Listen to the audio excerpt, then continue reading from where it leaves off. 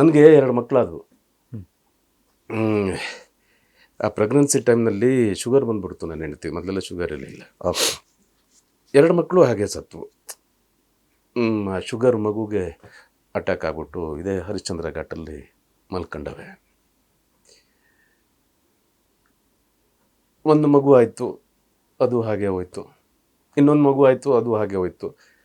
ಮತ್ತೆ ಮಗು ಬೇಡ ಅಂತ ನಿರ್ಧಾರ ಮಾಡಿದ್ವಿ. ಯಾಕೆಂದ್ರೆ ನಾನು ಈಗ ಹೊರಗಡೆ ಶೂಟಿಂಗೆಲ್ಲ ಹೋಗ್ಬಿಡ್ತೀನಿ ಸರ್. ಅವಳು ಒಬ್ಬಳೇ ಮನೇಲಿರೋದು. ಅವಳು ಒಂಥರ ಮಾನಸಿಕ ಹೋಗ್ಬಿಡುತ್ತೆ. ಇನ್ನೊಂದು ಮಗು ಆದರೂ ಹೀಗೆ ಆಗ್ಬಿಡುತ್ತಾ, ಇನ್ನೊಂದು ಮಗು ಆದರೂ ಹೀಗೆ ಆಗ್ಬಿಡುತ್ತಾ ಅನ್ನೋದಿರುತ್ತೆ. ಅದಕ್ಕೆ ಇಬ್ಬರು ಕೂತ್ಕೊಂಡು ಡಿಸೈಡ್ ಮಾಡಿದ್ವಿ, ಮಕ್ಕಳು ಬೇಡ, ನನಗೆ ನೀನು, ನಿನಗೆ ನಾನು. ಇವತ್ತಿಗೂ ನಾನು ಅವಳಿಗೆ ದದ್ದ ಅಂತ ಕರಿತೀನಿ, ಅವಳು ನನಗೆ ದದ್ದ ಅಂತ ಕರೀತಾಳೆ. ಹೀಗೆ ಅವಳು ನನ್ನನ್ನು ಪ್ರೀತಿಸಿದ್ದು ಏನು ಗೊತ್ತಾ ಸರ್, ಯಾವುದೇ ನಿರೀಕ್ಷೆಗಳನ್ನು ಇಟ್ಕೊಂಡು ಪ್ರೀತಿಸಿಲ್ಲ.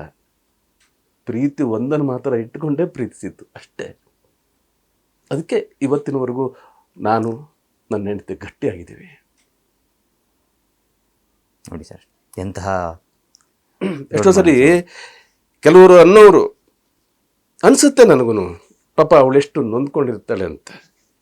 ಏನು ಮದುವೆಯಾಗಿ ನಿಮಗೂ ಗೊತ್ತಿರುತ್ತೆ, ಮದುವೆಯಾಗಿ ಇಷ್ಟು ವರ್ಷ ಆದರೂ ಮಕ್ಕಳಾಗಿಲ್ವಾ ಅಂತಂದಾಗ ಏನಾಗುತ್ತೆ ಗೊತ್ತಾ, ಅದು ಗಂಡು ಮಕ್ಕಳಿಗೆ ಏನೋ ಒಂದು ಇದು ಮಾಡ್ಕೊಂಡು ಹೋಗ್ಬಿಡ್ತಾರೆ.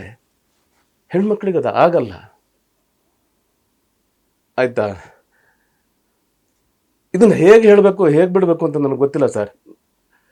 ಆಗ ನಾನು ಮದುವೆ ಆದಾಗ ಅಸಿಸ್ಟೆಂಟ್ ಡೈರೆಕ್ಟರ್ ಇದ್ದೆ ಅಂತ ಹೇಳಿದೆ. ಊಟಕ್ಕೆ ದುಡ್ಡು ಇರ್ತಿರ್ಲಿಲ್ಲ. ಮಗು ಏನೋ ಹಿಂಗಾಗ್ಬಿಡುತ್ತಲ್ಲ. ಆಗ ನಮ್ಮ ಡಾಕ್ಟ್ರು ಕೂಡ ಹೇಳಿದರು, ಬೇಡ ಆಪರೇಷನ್ ಮಾಡಿಸ್ಬೇಡಿ, ನಮಗೆ ತಿನ್ನಕ್ಕೆ ದುಡ್ಡಿಲ್ಲ. ಬಹುಶಃ ಅದರದ್ದು ಇಫೆಕ್ಟ್ಗಳು ಏನಾಗಿದೆ, ಅದು ಈ 2 ಮಗು ಸಾಯೋದಕ್ಕೆ ಕಾರಣ ಆಯಿತು. ಒಪ್ಕೋತೀನಿ ಸರ್. ಆದರೂ ಕೂಡ ನನ್ನ ಹೆಂಡತಿ, ಇವನ ಹತ್ರ ದುಡ್ಡಿಲ್ಲ, ಇವನು ಹೀರೋ ಆಗಲಿಲ್ಲ, ನನ್ನ ಬಿಟ್ಟು ಹೋಗಿಲ್ಲ ಸರ್. ನನ್ನ ಜೊತೆ ನಿಂತ್ಕೊಂಡ್ಳವಳು, ಸಾಥ್ ಕೊಟ್ಲು. ಎಷ್ಟು ಇನ್ನೊಂದು ಮಜಾ ಹೇಳ್ತೀನಿ. ಮಗು ಸತ್ತೋಯ್ತು ಸರ್. ಉಳಿಸ್ಕೊಳ್ಳೋಕ್ಕೆ ತುಂಬ ಪ್ರಯತ್ನ ಪಟ್ಟು ಆಗಲಿಲ್ಲ. ಈ ಲೀಲಾ ಪ್ಯಾಲೇಸ್ ಎದುರುಗಡೆ ಇದಿದೆಯಲ್ಲ ಮಣಿಪಾಲ್ ಹಾಸ್ಪಿಟಲ್, ಕೊನೆಗೂ ಹೋಯ್ತು ಆ ಮಗು.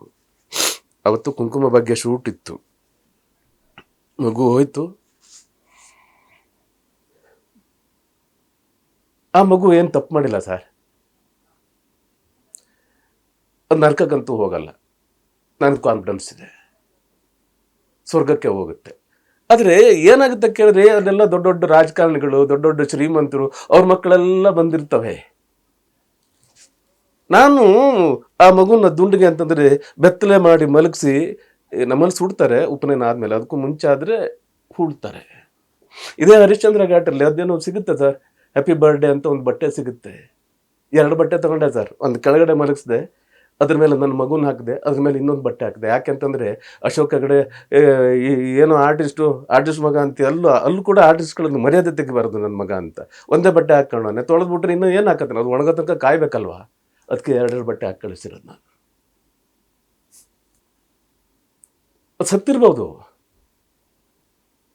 ಜೀವ ಇಲ್ಲದೆ ಇರ್ಬೋದು, ಆದರೆ ನನ್ನ ಹೆಂಡತಿಯ ಮನಸ್ಸಿನಲ್ಲಿ, ಜೀವದಲ್ಲಿ ಅದಿದೆ. ಆ ಜೀವ ನಮ್ಮ ಹತ್ರ ಇದೆ ಇವತ್ತಿನವರೆಗೂ. ಅದಕ್ಕೆ ಸರ್ ಒಂದು ಹೇಳ್ತೀನಿ, ನನಗೆ ನನ್ನ ಹೆಂಡತಿ ಅವಳ ಹೆಂಡತಿ ಮಾತ್ರ ಅಲ್ಲ. ಇವತ್ತಿಗೂ ನಾವು ಕಟ್ಸ್ತಾಳಿದ್ದೀವಿ, ಹೋರಾಟ ಮಾಡ್ತಿದ್ದೀವಿ, ಹೊಡೆದಾಟ ಮಾಡ್ತಿದ್ದೀವಿ ಒಳ್ಳೆಯ ಬದುಕಿಗೋಸ್ಕರ. ಆವತ್ತಿನಿಂದ ಇವತ್ತಿನವರೆಗೂ ವಯಸ್ಸು ಆಗ್ತಾ ಬಂತು. ಅದ್ರ ಒಂದಲ್ಲ ಒಂದು ದಿನ ಆದರೂ ನನ್ನ ಹೆಂಡತಿ ನಾನು ತುಂಬ ಖುಷಿಯಾಗಿರ್ಬೇಕು ದದಾ, ನಾನು ಅವಳಿಗೆ ದದಾ ಅಂತ ಖುಷಿಯಾಗಿ ನಕ್ಕೊಂಡು ಒಂದು ಇರ್ತೀವಲ್ಲ, ಆ ಒಂದು ದಿನಕ್ಕೋಸ್ಕರ ಕಾಯ್ತಾ ಇದ್ದೀನಿ. ಆ ದಿನನ ನನ್ನ TV ಇಂಡಸ್ಟ್ರಿ ಆಗಿರ್ಬೋದು ಅಥವಾ ನನ್ನ ಸಿನಿಮಾ ಇಂಡಸ್ಟ್ರಿ ಆಗಿದ್ರೂ ಕೂಡ ಒಂದಲ್ಲ ಒಂದು ದಿನ ಕೊಡುತ್ತೆ ಅನ್ನೋ ಒಂದು ನಂಬಿಕೆ, ವಿಶ್ವಾಸದ ಮೇಲೆ ಇವತ್ತಿನವರೆಗೂ ಈ ಇಂಡಸ್ಟ್ರಿಯಲ್ಲಿ ಬದುಕ್ತೀನಿ.